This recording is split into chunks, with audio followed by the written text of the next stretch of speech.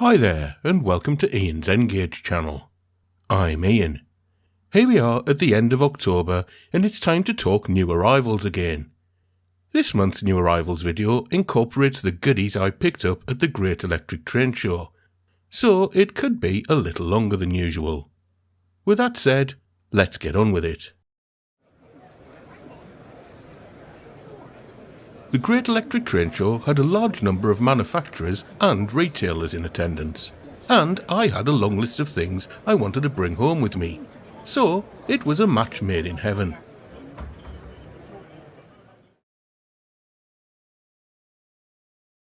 First on my list was another Revolution Trains Class 128 parcels unit, this time in BR Blue. As those who follow me regularly will know, I fell in love with the Royal Mail liveried version of the model, and have been very impressed with both its looks and its performance. I've put a link in the description to my review of the model for those who are interested. While the Royal Mail livery is stunning, the BR Blue version is more in line with the era I'll be modelling on Shelfington. As I already had a gangwayed version of the model, this time I went for a non-gangwayed version. Revolution Trains lavishes details on its models, and this BR Blue version has the same level of detail as its Royal Mail counterpart.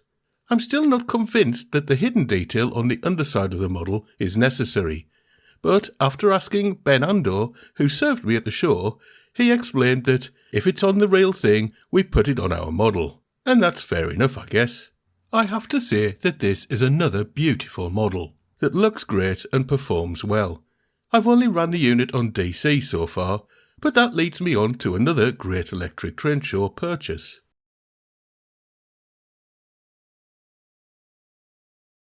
The Class 128 requires a Next18 decoder to be fitted to operate on DCC, and my favourite Next18 decoder is made by Zimor, for Bachmann. The decoder features active braking and is Railcom compatible, which will come in useful when I start to dabble with some train automation. I'm almost completely sure that this will be the decoder that I fit to the Class 128, although I'm very tempted to fit it with a sound decoder, as the Loco already has a speaker fitted. One thing I was on the lookout for at the show was Conflat wagons, as I was looking to build a train for my Class 24 to haul. I was incredibly pleased to find this pair of Graham Farish examples on sale for an excellent price. The first one is a BR bauxite conflat with a blue type AF container. AF containers had insulation and cooling systems installed, and were used to transport perishable products such as frozen goods. The containers can be removed from their wagons, which reveals some nice plank detail on the upper side of the conflat itself. The second conflat is a GWR variant with a white type AF container. The containers feature some excellent moulded details and some tiny transfers describing them. The conflats have a basic underside but feature metal wheels that run freely, although NEM coupling pockets are noticeable by their absence.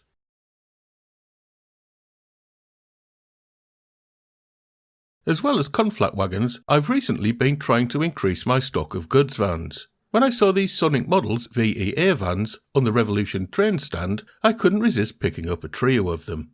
They are beautifully detailed models, with each van featuring a slightly different look. I've gone for the BR Maroon Rail Freight livery, although I've also got a triple pack of the Rail Freight Red Grey livery on pre-order. The paintwork is well applied and the tiny transfers are crisp and legible under magnification. The metal wheels run freely in their axle boxes and the wagons feature NEM coupling pockets. The underside of the model features a plethora of detail, including pipes, spars, springs, cylinders, brake rigging and goodness knows what else. But as mentioned earlier, that seems to be the way the hobby is heading. They really are excellent little models though, and I'll be reviewing them when my red-grey variants arrive.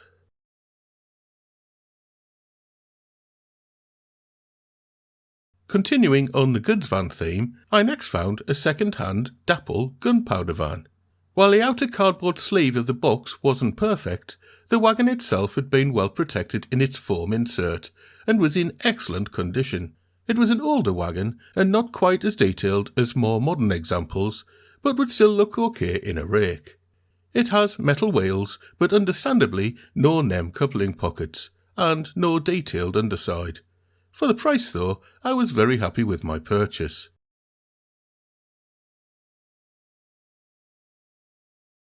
While I was still very much at the blue foam stage of Shelfington, I'd been thinking more and more about the scenic side of things. Last year I'd purchased a static grass applicator at the show, and this year I purchased some static grass to put in it. I went for 1mm autumn grass and 1mm patchy grass. Next year I'll probably buy some basing glue, and the year after that will probably be at the stage where I can apply it to the layout. I also purchased some weathering powder, soot weathering powder to be precise. I plan on trying to weather one of my kit-built wagons, but will probably need a few more weathering powders first.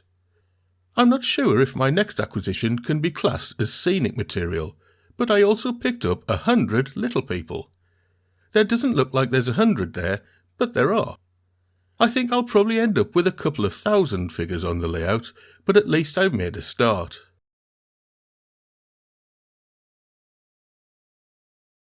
My final Great Electric Train Show purchase was a book.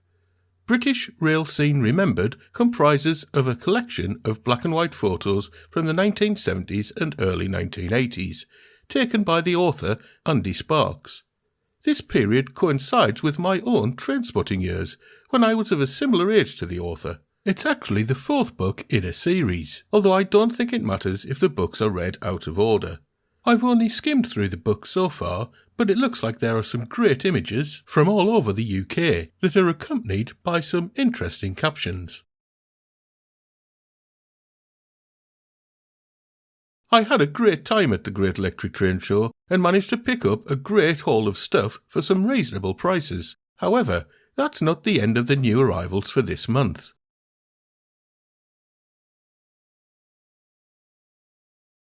Next up is a Hendersons Relish box van that's a special edition exclusive to Rails of Sheffield.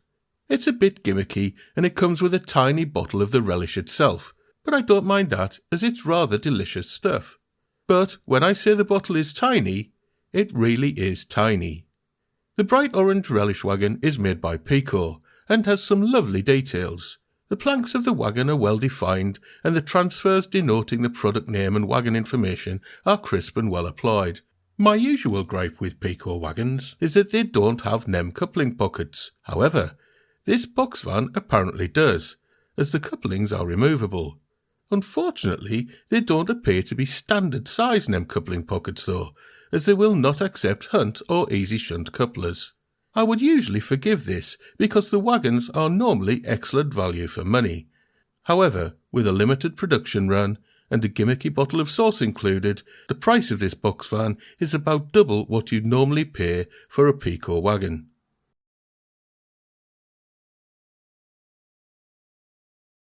Next up, there are some new additions to my fleet of cars. I've been collecting Oxford Diecast models since getting back into the hobby, and have found them to be excellent little models. The newest batch of arrivals consists of cars that have been recently released in end scale. These include a Ford Capri Mark III in diamond white, a Ford Cortina Mark V in cardinal red, a Ford Escort Mark III in carnival red, a ruby red Volkswagen Beetle, and my personal favourite, a Morris Minor Saloon in Trafalgar Blue.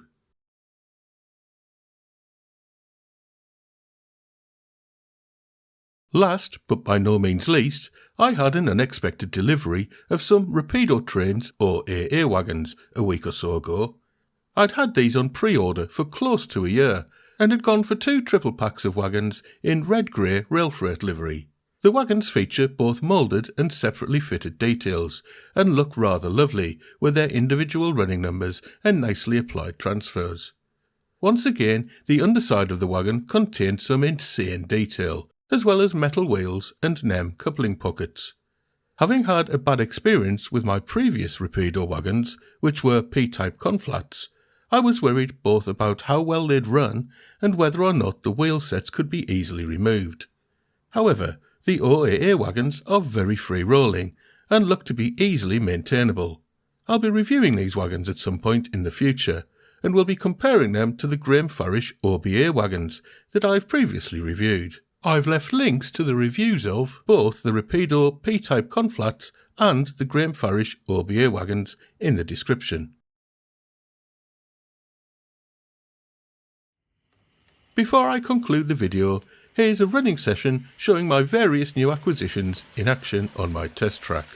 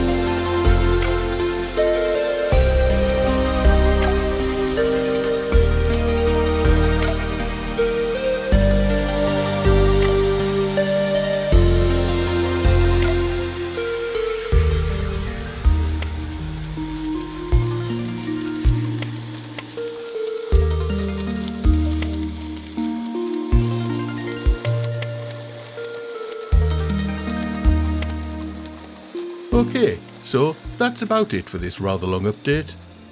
October was a really good month for purchases, and as it contained my birthday, I rather spoiled myself. I'd be interested to know if you have any of the items I've shown in this video, and if so, what have your experiences been with them? Good or bad, let me know what you think. Alternatively, if you've got any hints, tips, useful tools or techniques to pass on to a fellow N-Gage modeller, or if you simply want to say hello, then please do so in the comment section. Anything and everything you've got to say will be greatly appreciated. In the meantime, thanks ever so much for watching. Hopefully there'll be more new arrivals to report in the coming months. Bye.